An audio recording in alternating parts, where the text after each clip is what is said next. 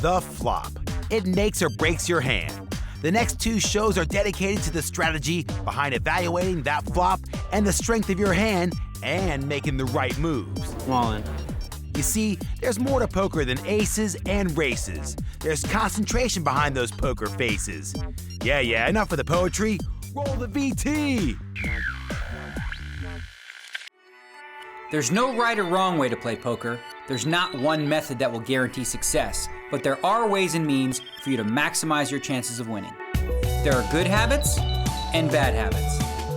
There are situations to avoid and situations to seek. And there are those who have the knowledge to exploit them. We're going to teach you how to master the game, from the basics to the advanced.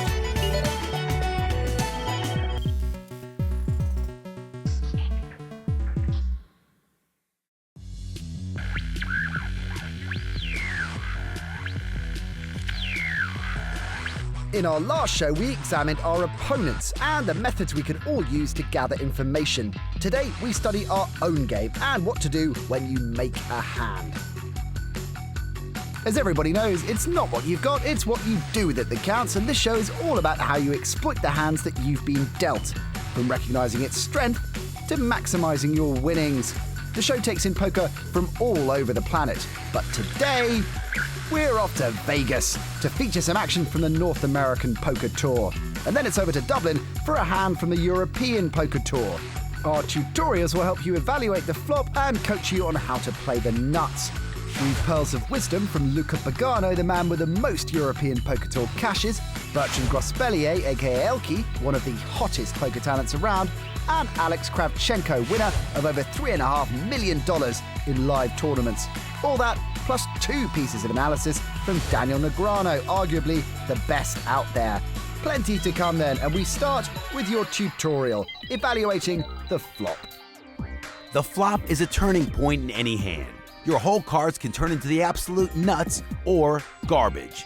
However, most of the time you'll be somewhere between those 2 extremes. What we present to you here is a simple system for you to measure the strength of your hand and take the appropriate action. Here are the 4 categories. Note that these categories refer to made hands only. We'll talk about draws in the next show. The first category is very strong hands. Flushes, straights, sets, 2 pair or better basically.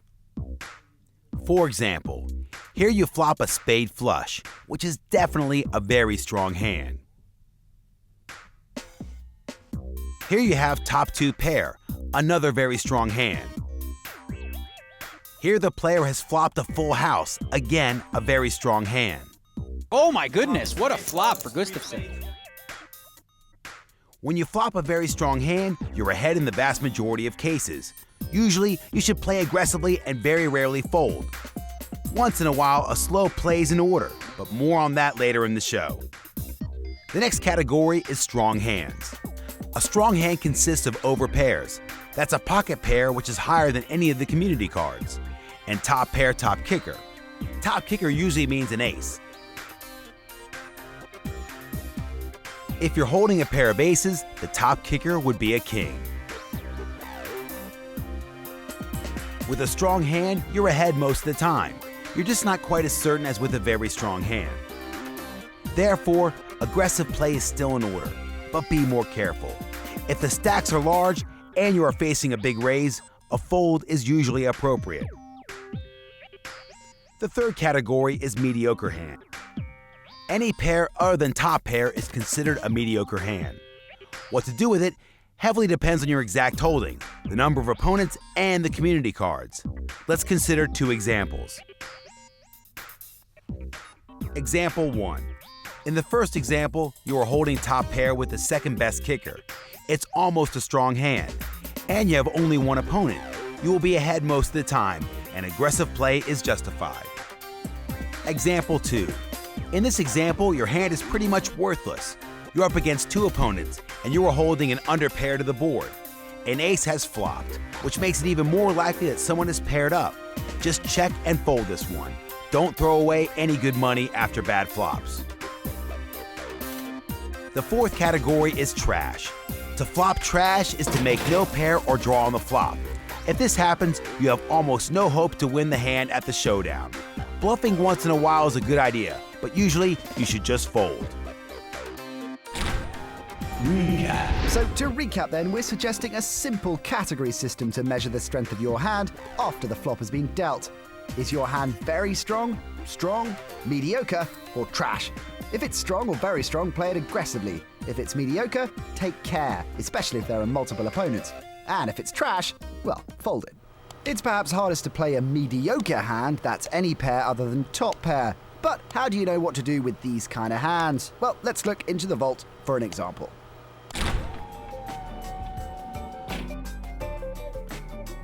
In this hand from Dublin in EPT Season 2, we can see that the Swede Henrik Olander has made a pre-flop raise with Ace-Jack, and the young English player David Pomeroy has decided to disguise his pair of kings by just making the call.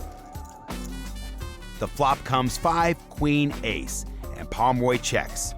Olander has made top pair and makes a bet of 40,000 chips, leaving Pomeroy with a tough decision.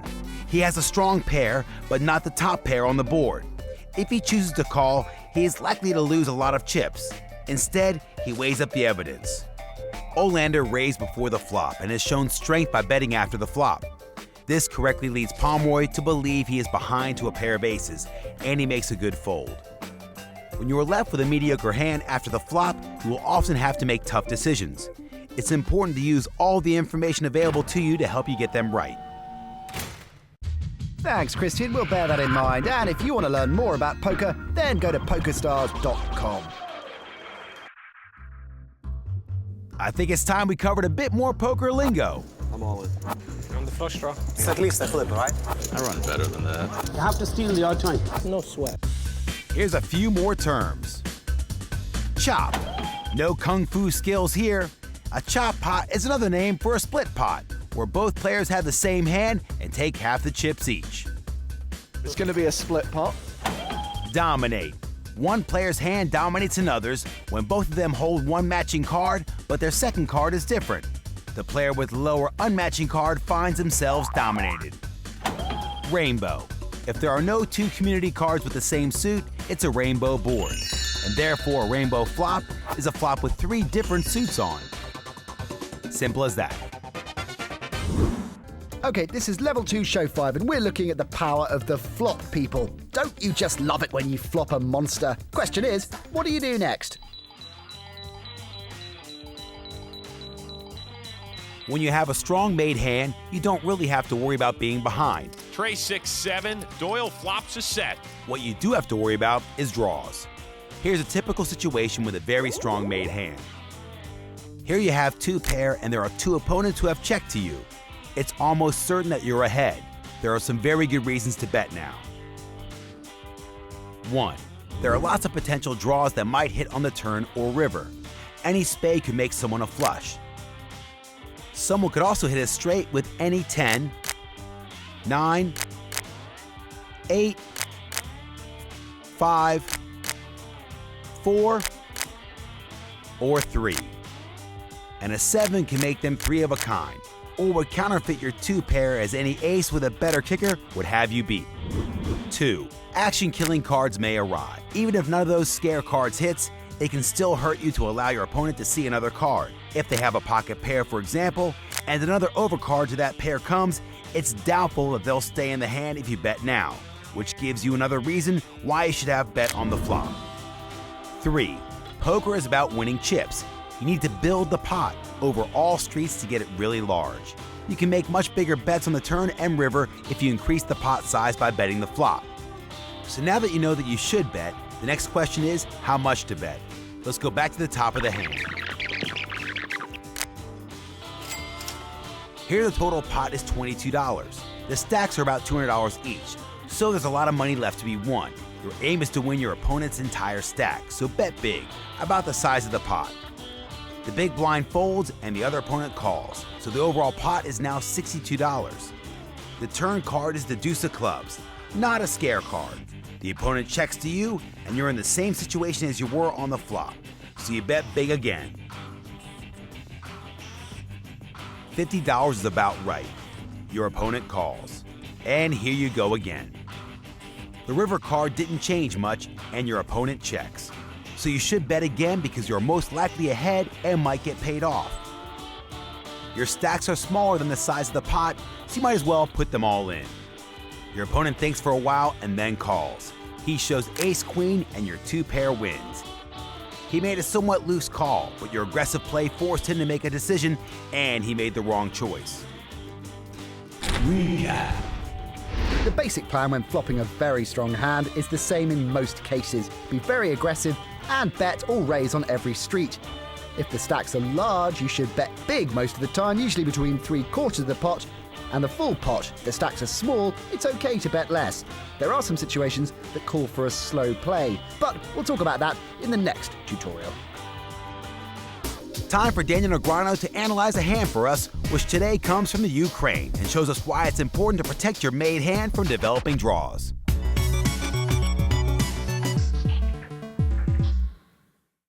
Now, we spend a lot of time talking about hands that are difficult to play because you don't have the nuts.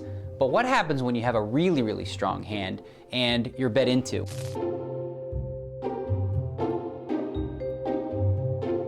In this hand from the EPT Kiev, we're going to see a really interesting spot where we've got the nuts versus a set, but on the way there were some interesting things that happened on the flop. Let's just take a look. So with 2 sevens here, Dovzhenko going to raise. It's pretty standard. Now for Tent, who's got King Jack of diamonds in the blind, he's got a few more chips and he wants to see a flop. Wow, so here's an interesting flop. As you see, Dovzhenko's flopped a set of sevens, and Tent, he just has a gut shot. You know, he needs a 10. He's got no backdoor diamond draw, so he really doesn't have a lot. But as you see, he's going to get a little tricky here. All right, now, when a player leads out in this spot, it's because they don't think their opponent has an ace maybe, or they're trying to represent one. Like he called out of the small blind, he could easily have something like ace-queen or something along those lines. Now, if I'm Dovzhenko, I'm thinking, okay, this guy's either got a draw or he's got, you know, a big ace or something like that, and I can get it in with the 3/7. So I want to raise in the flop. You want to get the money in before the board gets too scary. As you can see, there's 2 spades, and you know there's an ace and a queen there, so a straight card might come off, a spade might come off, and if that happens, it'll kill your action. So I think the better play here is to raise. Let's see what Dovzhenko does. So he's just called, and look at this, a miracle card for 10. Now Dovzhenko's in bad shape with a set of sevens, and really it's going to be very difficult for him to fold now. And 10's going to make a healthy bet, hoping to get raised now obviously because he's got the nuts. And this is the right play. Now you have the nuts, you've bet this flop, you have to bet the turn. Because if you check the turn, it's too likely that your opponent will check back a mediocre hand. But he probably will call if he has an ace. So you want to bet the turn with the straight. And also you want to protect against a possible flush draw. So in both cases, the aggressive play with the nuts was the right one. Dovzhenko here moves all in with the sevens, sees the bad news, he's up against a straight. But in this hand, I like the way Tent played the turn with his big hand, but I'm not so sure I think that Dovzhenko played it right. I think in that case, he probably should have went ahead and raised the flop. Not a huge mistake, marginal, but every little mistake counts. So you always want to think about that when you have big hands as well. It's not just that simple. I've got a big hand, it doesn't matter what you do. It always matters what you do.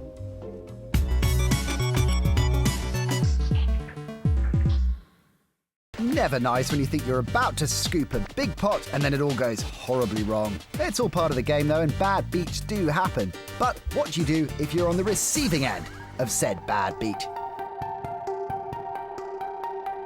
Lows and highs are an important aspect of the game. If you want to be a successful player, you must learn how to manage this kind of feelings. Every time that you put your emotions at the table, every time that your emotion can affect your style of game, then probably you're not gonna do the right thing at that time. Try to prepare yourself mentally that bad beats happens in this game. This is the part of the game. Always really hard to get a bad beat, especially when it's really deep in a tournament, because I mean, as long as you're in a tournament, you really have to forget it as soon as possible and try to play your best game until the end. Yeah. As long as you keep your head straight and focus and concentrate on your game and don't blow up, it all evens out in the end. Learn to control your emotion, cut your high, manage your lows, and keep trying.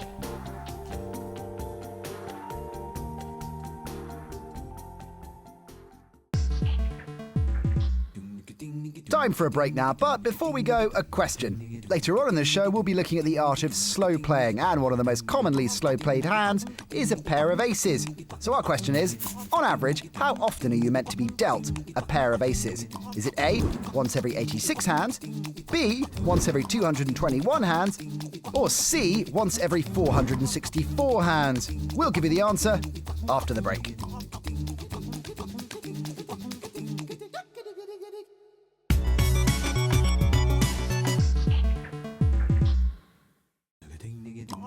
Welcome back to Everything Poker. Before the break, we asked you how often, statistically speaking, are you dealt a pair of aces? And the answer is B, every 221 hands. Having aces means having the nuts pre-flop, but what happens if you've got the nuts after the flop? Let's find out in the last of today's tutorials.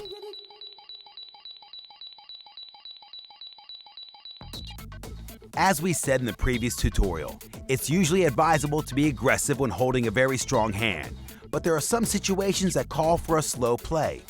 It could be very risky, but if all the following conditions are met, it's definitely better to be deceptive and check your monster. Your hand needs to be strong enough to give away free cards. If you have the nuts or a monster hand, you're in a comfortable situation and you can afford to lay a trap. If you think your opponent will fold to a bet, you should check. The ultimate aim is to win as many chips as possible with your monster, so you want to keep them in the hand. By slow playing, you want to induce bluffs if your opponents catch up a little bit to get action. If the first two conditions are met and you think you might get action on later streets, go for the trap. Let them hang themselves. I'm all in. Now let's have a look at an example and see if the three conditions are met or not. Here an opponent raises pre-flop. You call with pocket eights on the button and the big blind calls. The flop gives you a full house. Sick. The big blind checks and the pre-flop raiser bets. Now you can either slow play by just calling or you could raise. Let's go through the three criteria. Your hand is definitely strong enough to slow play. You're holding a full house and your opponent can't have more than 2 outs. The flop probably missed both opponents. The big blind will likely fold no matter what you do. The pre-flop raiser probably has either 2 high cards, in which case he'll almost certainly fold if you raise, or an overpair where your aggression could scare him away. Overall, it's pretty likely that everybody folds if you get aggressive. If your opponent is holding overcards, he might make a big pair on the turn. If he has a pocket pair already, he probably thinks he's ahead and will often bet again. All 3 criteria are met, so it's definitely a good idea to slow play in this situation. Just call the flop bet and wait for your opponent to give you his chips. Let's take a look at another example. You raise pre-flop with your aces and got 3 callers. The flop is 8 of spades, 9 of spades, king of clubs. Let's go through the criteria again. Your hand is not strong enough to slow play. You have top pair, but your opponents could easily make a flush, straight, or 2 pair to beat you. It's unlikely that your opponent will fold to a bet. Someone might have either top pair or a decent draw to call with. If someone improves his hand to beat you, you'll probably get a ton of action, but that's definitely not what you want. Bottom line, bet the flop. Recap. So now you should know when and when not to slow play a hand. Always go through the 3 criteria in your mind before you try a slow play. Is your hand strong enough to give away free cards? Will your opponents fold if you bet? And do you have a decent chance to get action if you slow play? If the answer is yes, go ahead and slow play. If it's a no, or if you're in doubt, just make the straightforward play and bet. So we are now well into level 2, and you should be feeling more confident with your game. One man who saw his potential online and strived to achieve greatness is Randy Nananoku Liu. After making a slow start online, Randy started to see his game improve and was soon playing 24 tables at a time. After 4 million hands at 6-handed medium stakes tables, Randy had amassed more than $2 million in online winnings and over $500,000 more in bonuses from PokerStars for achieving Supernova Elite status, the ultimate accolade in the online world. He is renowned for being very hardworking and extremely consistent, with his results graph looking almost impossibly perfect. So make sure you watch out for the name Nenonoko and the face of Randy Lou. Off to Vegas now, where Daniel Negreanu is going to analyze a great hand from the NAPT, where one of the world's best players sets a perfect trap for his opponents, simply by slow playing his made hand. I love this one.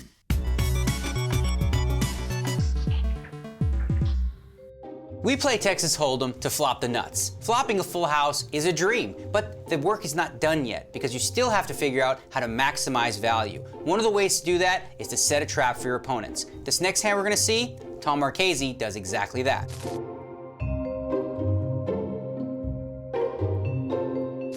Okay, so here, Tom Marchese has pocket tens, a really strong hand, and he's facing a raise of 135,000. He elects to call here, which I like a lot of the time, where some players might re-raise and try to get it on before the flop. Tom is going to use position and maybe try to set a trap if he's lucky enough to flop a 10. So he goes ahead and makes the call, which will bring Sam Stein in the big blind to also call with 10-8 of diamonds. So a really good situation with pocket tens against 10-8 and 6-5. And there you have the miracle flop. You've got pocket tens, the flops come 10-3-3, and lucky for you, Sam Stein called and he's got a 10 as well. Not only that, Paredes also flopped the flush draw, so he's probably gonna get action here if he doesn't do anything too stupid by going all in or something ridiculous like that. Both players are gonna check over to Marchese, and this is a spot where you think, well, hey, you know what? I've got a full house, why not bet? But Tom is too smart for that. He knows that if he has all the tens locked up, it's unlikely that anyone has anything really that strong. So what he's gonna like to do here is just check, hoping that if someone has a hand like king-queen, they'll catch a queen or a king. If someone has pocket sevens, maybe they'll catch a 7.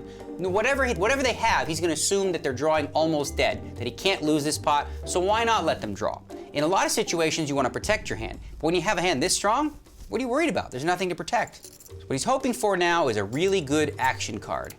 And the turn card does not disappoint. The 4 of diamonds improves both of his opponent's hands, but they still can't beat him. Now you see Sam Stein here with top pair and a flush draw. Not only that, Paredes has the flush draw that he flopped, also an open-ended straight draw. So both these guys think they've got a real chance. Little do they know, Marchese's sitting there with the nuts. He can't lose this pot.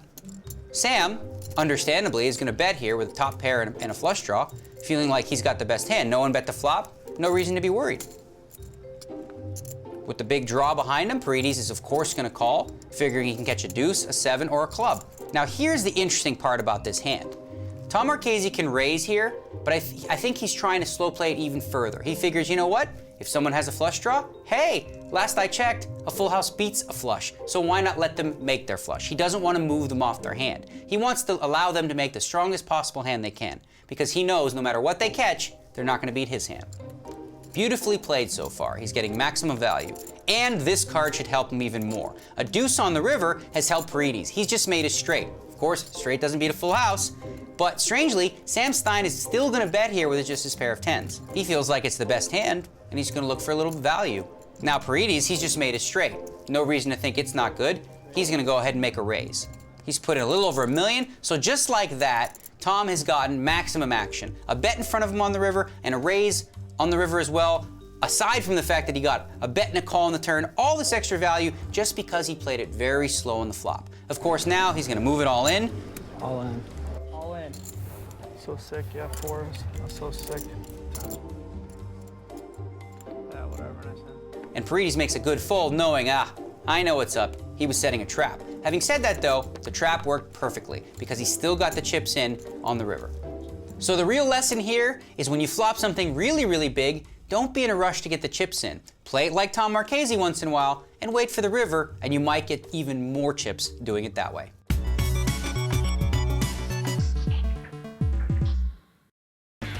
Well, that's just about your lot. If you want to watch the show again, recap previous episodes, or join the series at a more advanced level, then go to everythingpoker.com. Well, another step closer towards learning everything you wanted to know about poker, but we're not there yet, so let's review what we've covered today. We analysed the different categories of made hand and explained how the strength of your hand should determine the way it's played.